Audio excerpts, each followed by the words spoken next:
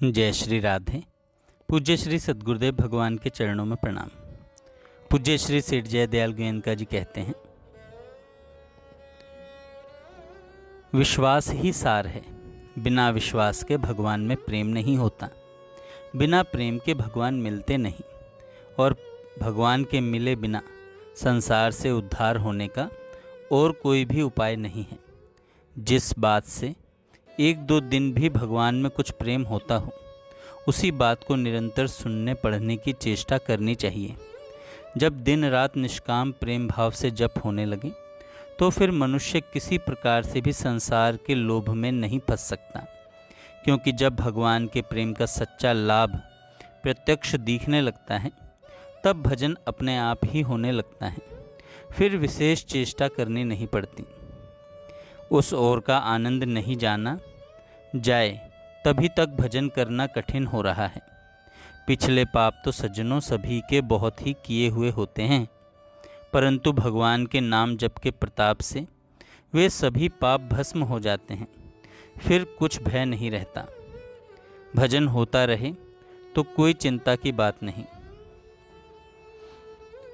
पिछले पाप तो सभी के बहुत ही किए हुए होते हैं, परंतु भगवान के नाम जप के प्रताप से वे सभी पाप भस्म हो जाते हैं, फिर कुछ भय नहीं रहता। भजन होता रहे तो कोई चिंता की बात नहीं। जब ही नाम हृदय धर्यो भयो पाप को नाश, जैसे चिनगी अग्नि की परी पुराने घास। पिछले पापों की कौन जाने और जानने की आवश्यकता भी नहीं है।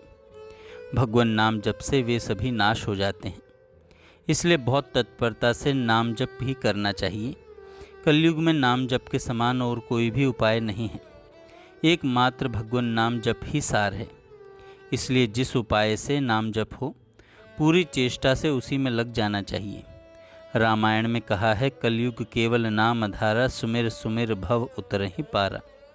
यदि भगवान नाम का जप नहीं होता है तो आपका भगवान में विश्वास ही नहीं है, यही समझना चाहिए, नहीं तो क्या कारण समझा जाए।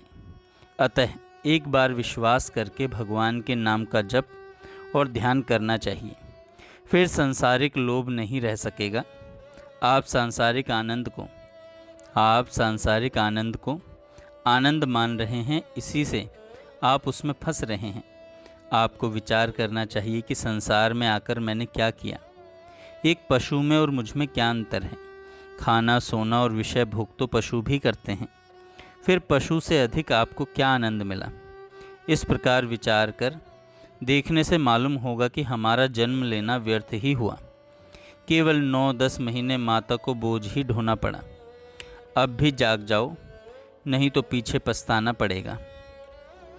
अंत में भगवान के भजन बिना कोई भी काम नहीं आएगा, सब यहीं रह जाएगा, शरीर भी साथ नहीं जाएगा। फिर औरों की तो बात ही क्या है। आगे पूज्य श्री सेठ जी कहते हैं, भगवान के जिस नाम रूप में आपकी रुचि होती है, उसके लिए उस समय उसी के नाम का जप और उसी के स्वरूप का ध्यान करना सबसे उत्तम है। आपको सीता राम जी का नाम प्रिय है, इसलिए आपके लिए सिया राम जी का जप ही सब प्रकार से कल्याणप्रद है। जप करने के समय प्रेम, प्रसन्नता और शांति आदि मिलती हो एवं दुर्गुणों का नाश तथा सद्गुणों की वृद्धि होती हो तो समझना चाहिए मेरा अभ्यास अच्छा है। ऐसा नहीं होता हो तो समझना चाहिए कोई त्रुटि है। त्रुटि हो तो फिर उसकी खोज आपको करनी चाहिए।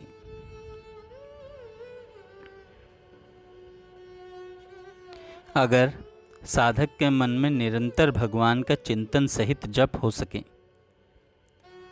और उसकी कोई व्यवस्था हो सके तो करनी चाहिए। यदि तुम्हारे मन में ऐसी चाह होती है तो यह बड़ी उत्तम बात है।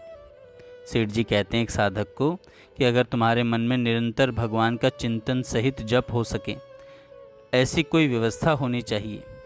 यदि तुम्हारे मन में ऐसी चाह है तो यह बड़ी उत्तम बात है, फिर देरी क्यों हो रही है। जिसको किसी वस्तु की इतनी प्रबल चाह होगी वह तो उसी के परायण हो जाएगा, फिर ऐसा होने में देर क्या है।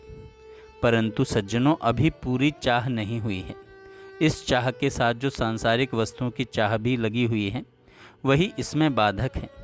जो भगवान को सर्वोत्तम समझ लेगा, वह सभी समय एकमात्र भगवान की ही चाह करेगा, अन्य वस्तु की चाह को मन में स्थान ही नहीं देगा।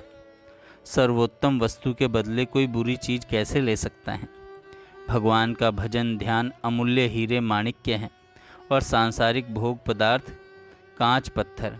इस बात को जो समझ लेगा, वह भजन ध्यान रूप हीरे माणिक्य को छोड़कर कांच पत्थर रूप विषय भोग का व्यवहार कैसे करेगा?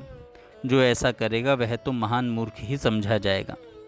भजन अधिक होने का उपाय पूछा, सो भगवान के नाम जप को सर्वोत्तम समझ लेने पर भजन अधिक हो सकता है।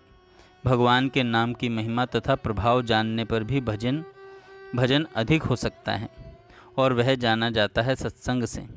अतः सब लोग एकत्र होकर भगवान की चर्चा करें तो सबसे बड़ा और उत्तम उपाय यही है। सत्संग ही सार है। जय श्री राधे।